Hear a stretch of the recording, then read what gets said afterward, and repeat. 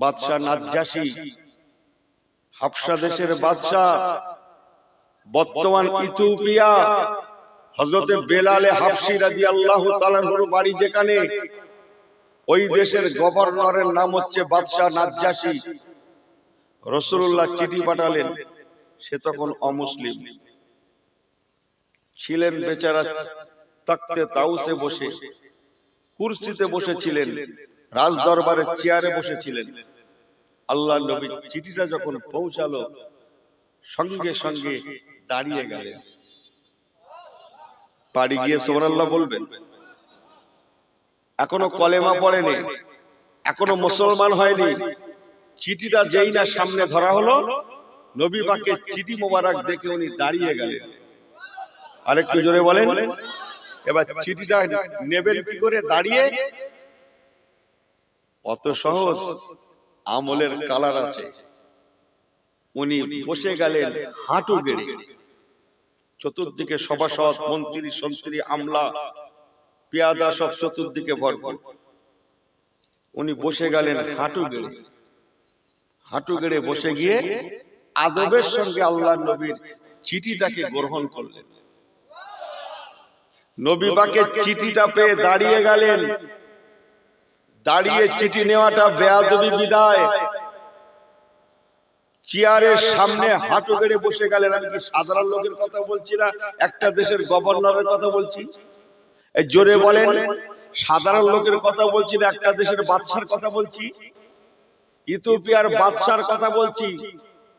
চিঠিটা নেওয়ার জন্য হাঁটু গেড়ে বসে গেলেন। বসে গিয়ে চিঠিটা নিয়ে চুমা খেতে লাগলেন। জোরে বলবেন না? চুমা দিচ্ছেন, বসা দিচ্ছেন। ইয়াতাকে নবী পাকের চিঠি মোবারকটা বারেবার বারেবার বারেবার। আপনারা মুয়াজ্জিন সাহেব যখন আযান দেয়, আশহাদু আন্না মুহাম্মাদার রাসূলুল্লাহ, অনেকে চোখে এমন করেন না, করেন না, এই কথা বলেন না কেন? করবেন করবেন। সে তখনও মুসলমান হয়নি, সে তখনও কলেমা পড়েনি। চিঠিটার জন্য দাঁড়িয়ে গেলেন, নেওয়ার জন্য হাঁটু গেড়ে বসে গেলেন। চিঠিটা হাতে করে নিয়ে চুমা খেতে লাগলেন।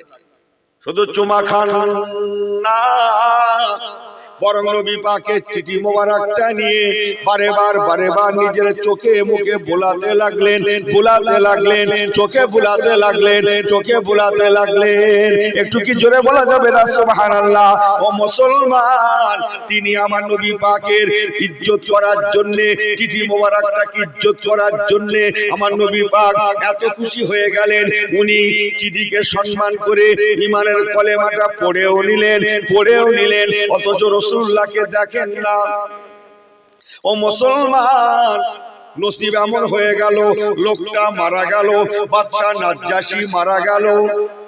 খবরটা ইথিওপিয়ার জমিন থেকে মদিনা শরীফ পর্যন্ত এসে পৌঁছেও গেল। ইয়া রাসূলুল্লাহ, ইয়া হাবিবাল্লাহ। ওই দেখেন ঘুমাচ্ছে মুরব্বি। আপনারা কি মনে করছেন আমিও ঘুমোচ্ছি? আমি কত কেতাবি ডিপলি কথাগুলো বলছি, আপনারা কি বুঝছেন কথাগুলো?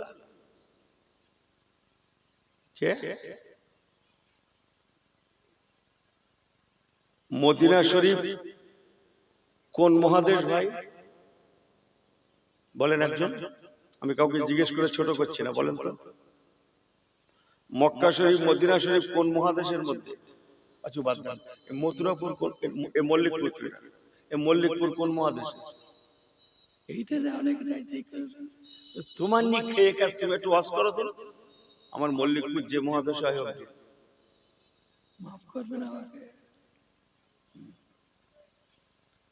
মদিনা শরীফ ও মক্কা শরীফ ও এশিয়া মহাদেশ।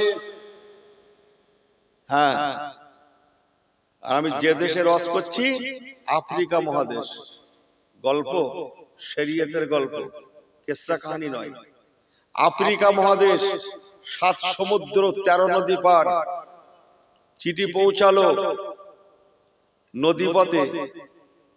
রাসূলুল্লাহর নাম শুনেছে, চোখে দেখেনি, নবী পাকের নাম শুনে বাদশাহ নিজে আদবের সঙ্গে হাঁটু গেড়ে বসে গিয়ে রাসূলুল্লাহ চিঠি মোবারকটা চুমো খাচ্ছেন আর বারে বার চোখে মুখে বুলাচ্ছেন।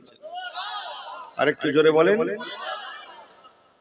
নবী পাককে না দেখেই কলেমা শরীফ পড়ে মুসলমান হয়ে গেলেন। সংক্ষেপ, এক সময় বাদশাহ নাজ্জাশী মারা গেল, রাসূলুল্লাহ তখনও হায়াতে আছেন। সুবহানাল্লাহ বলবেন না? আফ্রিকা মহাদেশ থেকে খবরটা শুনছেন কি? আফ্রিকা মহাদেশ থেকে খবরটা এশিয়া মহাদেশ মদিনা শরীফ পাকে আমার রাসূলুল্লাহর কাছে পৌঁছে গেল। জোরে বলুন সুবহানাল্লাহ। এবার কিতাব খুলে দেখুন ও মুসলমান, আমার নবী পাক মদিনা শরীফ থেকে ওই বাদশাহ নাজ্জাশী, আফ্রিকার বাদশাহ নাজ্জাশী, ইথিওপিয়ার গভর্নরের গায়েবী জানাজা আমার রাসূলুল্লাহ মদিনা শরীফ থেকে পড়েছিলেন। আমার রাসূলুল্লাহ গায়েবী জানাজা আদায় দিয়েছিলেন।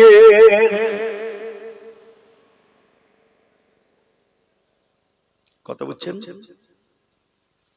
লাশ আছে আফ্রিকা মহাদেশে, রাসূলুল্লাহ আছেন মদিনা শরীফে এশিয়া মহাদেশে, মাঝখানে হাজার হাজার মাইল দূর। কি নসিব করলেন? লাশ আছে সেখানে, রাসূল আছে মদিনাতে। আল্লাহর নবী সাহাবীদের বলেন, বাবা জানাজা হবে। সুবহানাল্লাহ বলবেন না? জানাজা হবে। হুজুর লাশ কোথায়? লাশ আছে বাবা, জানাজা হবে। দাঁড়াও দাঁড়াও দাঁড়াও দাঁড়াও, জানাজা হবে, জানাজা হবে। লাশ আছে বাবা, লাশ আছে, জানাজা হবে। আমি ইমামতি করব। সুবহানাল্লাহ বলবেন না? কে ইমামতি করবেন জানাজা? রাসূলুল্লাহ নিজে। হুজুর বলেন আমি ইমামতি করব। জোরে বলেন। কোন কোন রিওয়ায়েতে বলা হয়েছে আল্লাহ পাক মদিনা শরীফ থেকে আফ্রিকা মহাদেশের ইথিওপিয়ার জমিনটাকে ছোট করে দিয়েছিলেন। কেউ বলেছেন আল্লাহ সম্মুখে ফাঁকা করে দিয়েছিলেন, কেউ বলেছেন লাশ মোবারকটা ফেরেশতারা নিয়ে এসেছিলেন। যাই বা হোক, আমার নবী পাক লাশ না থাকলে জানাজা হয়? লাশ না থাকলে জানাজা হয়? লাশ মোবারকটা ইলমে মারিফাতের নজরে দেখতে লেগেছিলেন। জোরে জোরে, ইলমে মারিফাতের নজরে দেখতে লেগেছিলেন। তাই সাহাবীদের বলেন, বাবা জানাজা হবে, আমি রাসূলুল্লাহ ওই জানাজার ইমামতিটা নিজে করব। ও মুসলমান, আমি ইউনূস আমার বলা বক্তব্য নবী পাককে শ্রদ্ধা করার জন্য তার নসিবটা এমন হয়ে গেল, সে মারা গেল, তার জানাজা ইমামতি আমার রাসূলুল্লাহ করলেন। অপরদিকে অশ্রদ্ধা করার জন্য, চিঠিটা ছিঁড়ে টুকরো টুকরো করার জন্য তার রাষ্ট্রটা ভেঙে টুকরো টুকরো হয়ে গেল। আজ 2025, আজ পর্যন্ত রাষ্ট্র একত্রিত হয় না। আল্লাহ নবীর ভবিষ্যৎবাণী ইন্নাস সাআতা লা রাইবা ফিহি, কুরআন পাক কিয়ামতের সকাল পর্যন্ত আর কোনদিন এক হবে না। একটু জোরে বলেন। আমি এর দ্বারা কি বোঝাতে চাইলাম আপনাদের কাছে? আমাকে ক্ষমা করবেন। জি, নবী পাকের মহব্বতের নাম ঈমান, নবী পাকের ভালোবাসার নাম হচ্ছে ঈমান। ভালোবাসার পরিচয় দিতে হলে তার সুন্নতকে মজবুতি করে ধরতে হবে। তার সুন্নত মজবুতি করে ধরতে গেলে নবী পাকের জীবন জিন্দেগি আমাকে আপনাকে তৈরি করতে হবে। কাকে দেখছেন? কাকে ফলো করছেন? নবী পাককে ফলো করুন। নবী পাকের জীবন জিন্দেগি ফলো করলে অটোমেটিক জীবনটা তাকওয়ার জীবন গঠন হয়ে যাবে। আরেকটু জোরে বললেন। তাকওয়া বোঝেন না? জি। ওযু করেছেন তো? ওযু আছে যারা ওয়াজ শুনতে এসেছেন, হুজুর তুমি একটু ওযু করো, এই ওয়াজ করো দিন। ওযু থাক না থাক তোমার অত আচ্ছা, জাগি যা ওয়াজের কথা বলবো, আমাকে ক্ষমা করবেন। জীবনে বিয়ে করছে একবার, বরের কানে কানে যে বলবেন তো ভাই আপনার ওযু আছে, আমার কথা বুঝেন না? কানে কানে বলেন না যে অজু আছে, ধন্ডি মাথা মাথা ঠিক অজু তো আস্তে আস্তে বাধ্য, কথা বুঝেন না? যাক, অজের কথা বাদ, বের কথা বাদ, যা যেভাবে বিয়ে হয় হোক গে ভাই, আমাকে মাফ করে দেন। কে কিভাবে বিয়ে করছে আমার দেখার দরকার নেই। জি, নামাজ পড়া হয়তো মাশাআল্লাহ, নামাজের আগে ওযু করা হয়তো নাকি না? এটাও ছেড়ে যায় মাঝে মাঝে, দেখো করছি বিনা ওযুতে নামাজ পড়লে ঈমান সালব হয়ে যাবে। বিসমিল্লাহির রহমানির রহিম। ইয়া আইয়ুহাল্লাযীনা আমানু, ইয়া আইয়ুহাল্লাযীনা আমানু ইযা কুমতুম ইলাস সালাহ ফাগসিলু বুজুহাকুম ওয়া আইদিয়াকুম ইলাল মারাফিকি আমসাহু বিরুসিকুম ওয়া রাজুলাকুম ইলাল কাবাইন। আর কি জোরে হয় না? ওযুর চারটা ফরজ, সংক্ষেপ বলে গেলাম। মুখ ধোয়া, হাত ধোয়া, ওয়াইদিয়াকুম ইলাল মারাফিক, কোনই পর্যন্ত হাত ধোয়া, আমসাহু বিরুসিকুম, মাথা মুছু করা, ওয়া রাজুলাকুম ইলাল কাবাইন, টাকনো পর্যন্ত পা দুখানা ধৌত করা। ওযু করে নামাজ পড়ি না? এই ওযু করাটাকে কি বলা হয়? ফতোয়া। ওযু ছাড়া নামাজ হবে না? হবে না? এই ওযু ছাড়া নামাজ হবে? এই জোরে হ্যাঁও করো ছেলেগুলো, ওযু ছাড়া নামাজ হবে না? হবে না? হবে না। এটাকে বলা হয় ফতোয়া।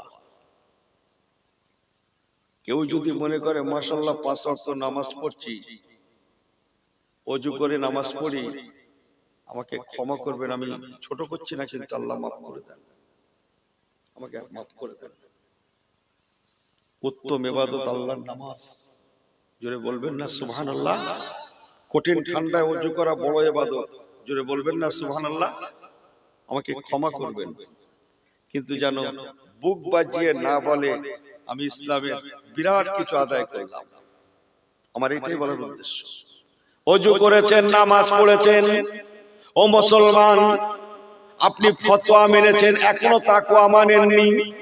আমি ইউনূস আমার ওয়াজ, ইন্না আকরামাকুম ইনদাল্লাহি আতকাকুম, সেই একটাই আয়াত, ইন্না আকরামাকুম, আল্লাহ বলছেন নিশ্চয়ই সে সম্মানীয়, ইনদাল্লাহ, আমি আল্লাহ আমার দরবারে, আতকাকুম, যার মধ্যে যত তাকওয়া বেশি, তাকওয়া বেশি, তাকওয়া বেশি, পরহেজগারিতা বেশি, সেই বান্দা বান্দীটা আমার কাছে সম্মানীয়।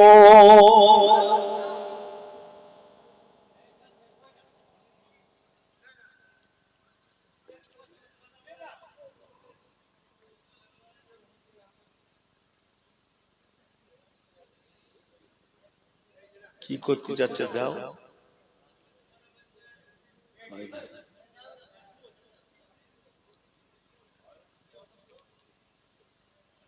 দেখেছেন কোথায় লেগে যায়, বুঝতে পারছেন?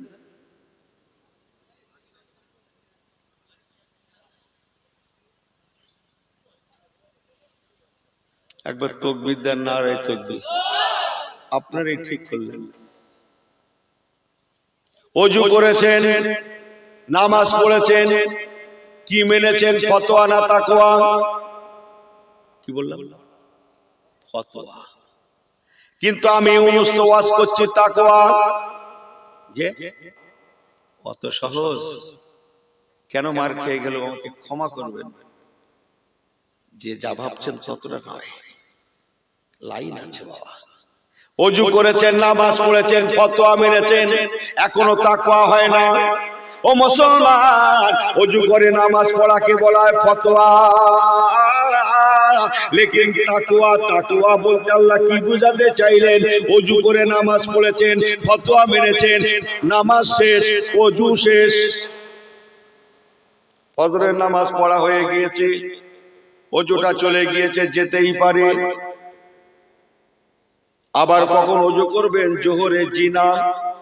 এটা আমার ওয়াজ নয়, বরং আমি মুসলমানের ছেলে, আমি মুসলমানের মেয়ে, আমার ফজরের নামাজ শেষ হতে পারে, জোহরের নামাজের এখনো বাকি থাকতে পারে। কুল্লু নাফসিন যায়কাতুল মাউত, আমার মওতের বাকি আছে কোন জানে। ফাইজা জা আজালুহুম লা ইস্তাখিরুনা সাআতাও ওয়া লা ইস্তাকদিমুন, মরণের সময় যদি এসে যায় একটা সেকেন্ড কম বেশ হবে না। অতএব জোহরের নামাজের সময় দেরি থাকতে পারে, আমার মরণের সময় দেরি আছে না নাই আল্লাহ ছাড়া কেউ জানেন না। অতএব হতে পারে না আমার ওযুটা চলে গিয়েছে, অতএব আমি সঙ্গে সঙ্গে আবার ওযুটা করে ওযু হালাতে থাকতে চাই, থাকতে চাই, থাকতে চাই। ওযু করে নামাজ পড়াকে বলা হয় ফতোয়া, আর ওযু অবস্থায় সময় কাটানোর নাম হচ্ছে তাকওয়া। তাকওয়া। বেলা 9টা বাজে, 10টা বাজে, 11টা বাজে, এখনো জোহরের নামাজের সময় হয়নি। আমি মাঠের কাজে আছি, আমি হাটের কাজে আছি, আমি দোকানে আছি, আমি ফিশারিতে আছি, আমি আমার কাবে আছি, থাকতে পারি। ওযুটা থাকতে দোষটা কোথায়? ও মুসলমান, ভালো করে শুনলেন, ওযু করে নামাজ পড়ার নাম ফতোয়া, আর ওযু অবস্থায় হর হামেশা থাকাটার নাম হচ্ছে তাকওয়া। আমার কথা বোঝেন আপনারা? তাকওয়ার ধরন আছে। সব খাওয়া যাবে তো? এই সব খাওয়া যাবে? সব খাওয়া যাবে? বড় বড় মাথা, দাকা, যে খাওয়া যাবে? আমাকে ক্ষমা করবেন, আমি কথাটা বলতে ভালোবাসি, বহুদিন জবানে আসলে একটু বলে ফেলি। আপনারা শুনেছেন মুজাদ্দিদ আল ফিসানি হুজুরের কথা? জি। আপনারা শুনেছেন গাউসে পাকের কথা? আপনারা শুনেছেন খাজা বাবার কথা, দাদা হুজুর কিবলার কথা? তাকওয়ার শুনেছেন? আমার রাসূলুল্লাহ তাকওয়া একটু শুনেন। আল্লাহ নবী দিন দুনিয়ার বাদশাহ,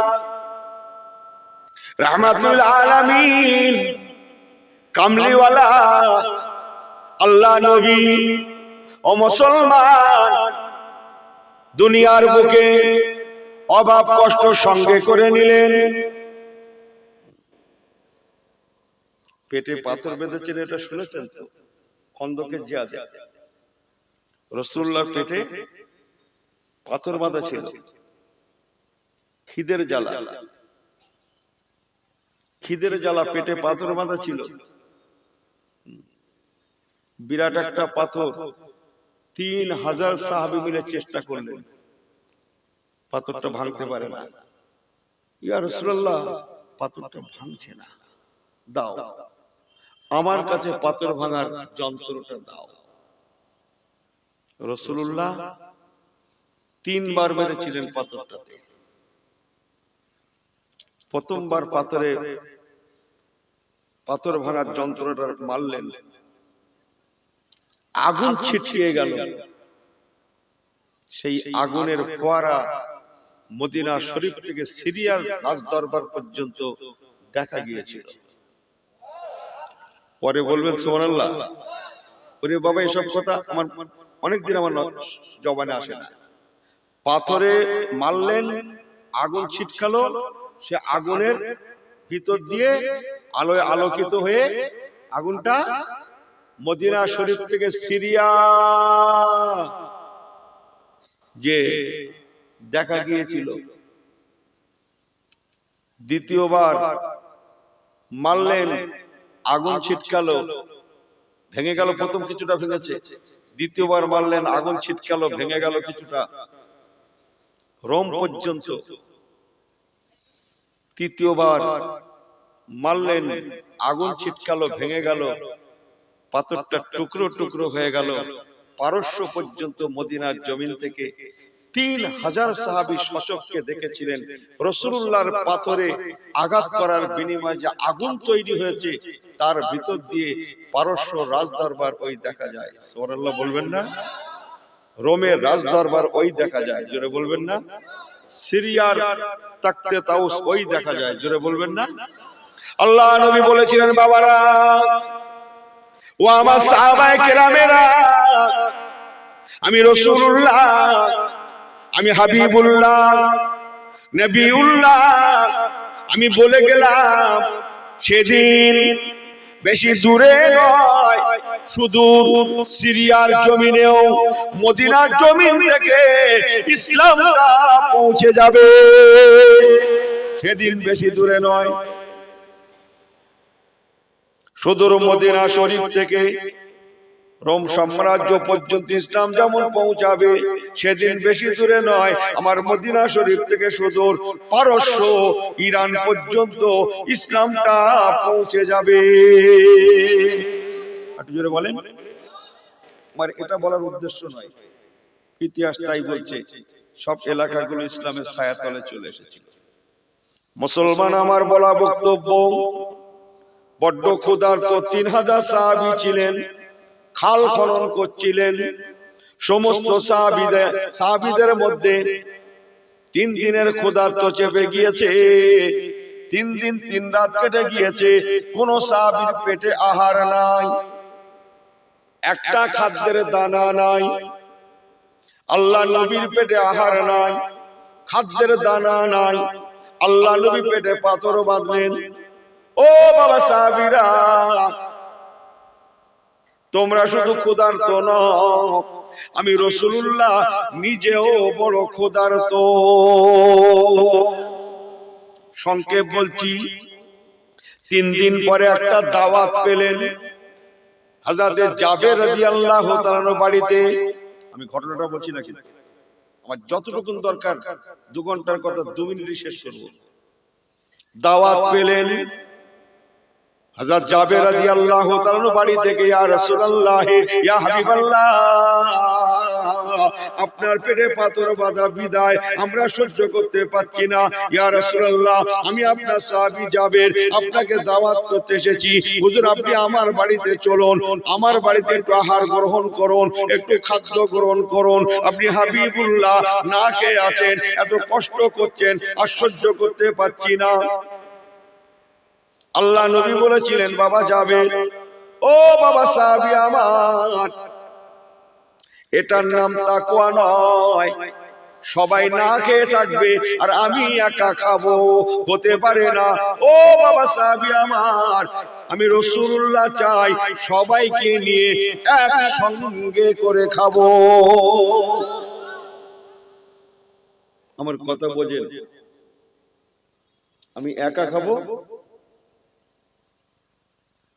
সবাইকে নিয়ে। কত লোক বললাম? 3000। জুড়লাম যখন 1 মিনিট বলে দিয়ে যাই, হাদিস পাকে চমকাচ্ছে। হযরত জাবের রাদিয়াল্লাহু তাআলার বিবি আর ছোট্ট ছাগলের ছানা ছিল, সেটাকে জবে করেছিলেন। অল্প আটা ছিল, সেটাকে মেখে রুটি করেছিলেন। রাসূলুল্লাহ বললেন, যাও তোমার বিবিকে বলবে যে হাঁড়িতে পাতিলে রান্না হয়েছে গোশত, ওই হাঁড়ির পাতিলের উপরের ঢাকনাটা যেন না সরায়। যে পাত্রে রুটি বানিয়ে রাখা আছে, ঢাকা আছে, ওটা যেন না সরায়। আমি রাসূলুল্লাহ নিজে গিয়ে নিজেই বন্টন করব। জোরে বলবেন না? ইন্না কারামাতাল আউলিয়া হাক্কুন ওয়া ইন্না মুজিজাতুল আম্বিয়া হাক্কুন। আমি সংক্ষেপ করছি মুসলমান, আল্লাহ নবী 3000 সাহাবায়ে কেরাম দিগকে নিয়ে ওনার বাড়িতে গেলেন। ওনার বিবি সাহেবা থরথর করে কাঁপতে লাগে, স্বামীকে বলতে লাগে, স্বামী আমার, আমি আপনাকে কি বললাম আর আপনি কি করলেন? ছোট্ট একটা ছাগলের ছানা, একজন থেকে দুজনের খাদ্য হতে পারে, অল্প একটু আটা, একজনের রুটি বানানো রুটি হতে পারে। আমি আপনাকে কি বললাম আর আপনি কি করলেন? একজন থেকে দুজন, তিনজন, তাই বলে 3000 মানুষ কেমন করে সম্ভব? চরম বেয়াদবি, বেইজ্জতি এমন কেন করলেন? উনি বলেছিলেন, বিবি আমার, আল্লাহ নবী বলেছিলেন আমি রাসূলুল্লাহ একা খেতে পারবো না, যদি খেতে হয় সবাইকে নিয়ে খাবো। এটাই হচ্ছে ইসলাম। তোমার কথা বোঝেন?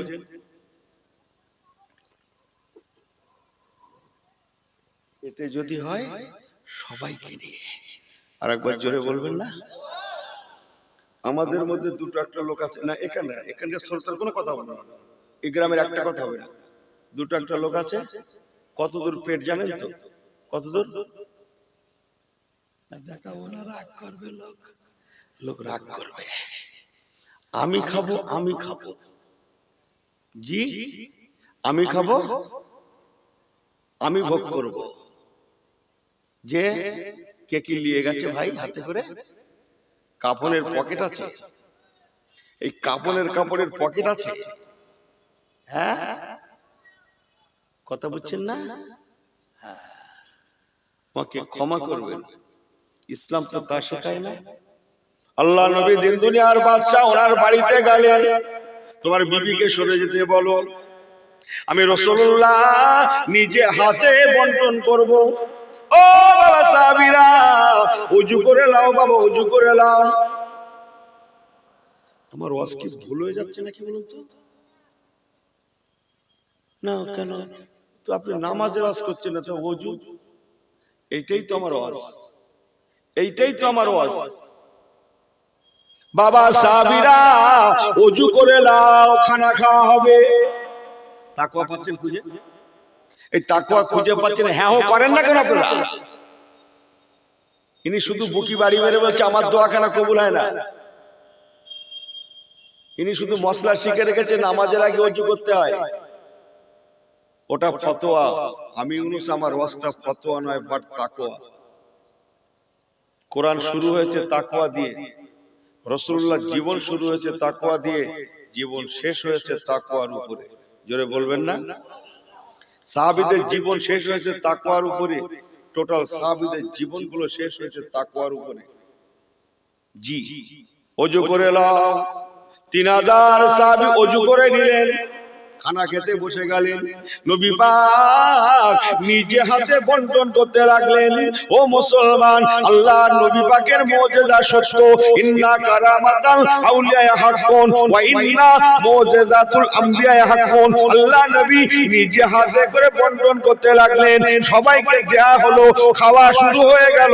কসম আল্লাহর, 3000 সাহাবী পেট ভরে আহার করলেন, অথচ দেখা গেল এখনো পর্যন্ত হাঁড়ির খানা হাঁড়িতেই রয়ে গিয়েছে, পাতিলের খানা পাতিলে রয়ে গিয়েছে, যেখানকার রুটি সেখানেই রয়ে গিয়েছে, যেখানকার ভুনা সেখানেই রয়ে গিয়েছে, অথচ 3000 লোকের খাওয়াও হয়ে গিয়েছে। ওইটা বলার উদ্দেশ্য না বাবা, আমি একা খেতে পারবো না, সবাইকে নিয়ে খাবো। সুবহানাল্লাহ বলবেন? খাওয়া হবে, ওযু করে এসে। এই দুটো পয়েন্টের ভিতর থেকে বার করেছি, আমি একা খাবো না, ওযু করে এসে। জি, একটু একটু পাওয়া যাচ্ছে কি মুসলমান? সংক্ষেপ দুটো একটা বলে দিয়ে যাই। আমার আপনার জয় পরাজয়ের মালিক আল্লাহ। দেখেছেন কোথায় ঈমান চলে যাচ্ছে? ঈমান শেষ হচ্ছে কোথায়? জয় পরাজয় হাতে আল্লাহর। কিন্তু লোকের মধ্যে ধারণা জন্মাচ্ছে উনি যখন কমান্ডার ইন চিফ আছে তাহলে জয় হয়ে যাবে। এটা কি ঠিক না বেঠিক? বেঠিক না? বেঠিক তো। জয় তো আল্লাহই দেন। তাই কত বড় তাকওয়ার মানুষ আমি আপনাদের ঘরে বলছি, প্রথম শপথ গ্রহণ করেই ওনাকে অপসারণ করে ওনার জায়গায় হযরত আবু ওবায়দা ইবনুল জাররাহকে অধীনস্থ করেছিলেন। বলুন না জোরে সুবহানাল্লাহ। বাস, সকলে বুঝে গেল আমাদের ভুলটা কোথায়। কত সূক্ষ্ম তত্ত্ব জিনিস, কিভাবে ময়দান ফাঁকা হচ্ছে বুঝতে পারছেন? কত সূক্ষ্ম তত্ত্ব জিনিস হযরত ওমর ফারুক সেটাকে ক্যাচ করেছে। যাই বা হোক, আবু ওবায়দা ইবনুল জাররাহ রাদিয়াল্লাহু তাআলা আনহু কিছু সাহাবী নিয়ে বাইতুল মুকাদ্দাসে জয়ের জন্য গেলেন। সংক্ষেপ করে বলছি, বাইতুল মুকাদ্দাসের যিনি মেন পুরোহিত ছিলেন, ধর্মযাজক ছিলেন, উনি আবু ওবায়দা ইবনুল জাররাহকে বললেন, দেখুন আপনাদের আমিরুল মুমিনিন হযরত ওমর ফারুক যদি আসেন, আমি কথা দিলাম জিহাদ করার লাগবে না, স্বেচ্ছায় বাইতুল মুকাদ্দাসের চাবিটা ওনার হাতে আমরা উঠিয়ে দেব। আর একটু চিল্লে বলেন মুসলমান, ভালো করে শুনে নেন। আবু ওবায়দা ইবনুল জাররাহ চিঠি পাঠালেন, মদিনা শরীফে খবর চলে আসলো হুজুর আপনি যদি নিজে আসেন জিয়াদ করা লাগবে না, অটোমেটিক বাইতুল মুকাদ্দাস জয় হয়ে যাবে। বিসমিল্লাহির রহমানির রহিম সুবহানাল্লাযী আসরা বিআবদিহি লাইলাম মিনাল মাসজিদিল হারামি ইলাল মাসজিদিল আকসা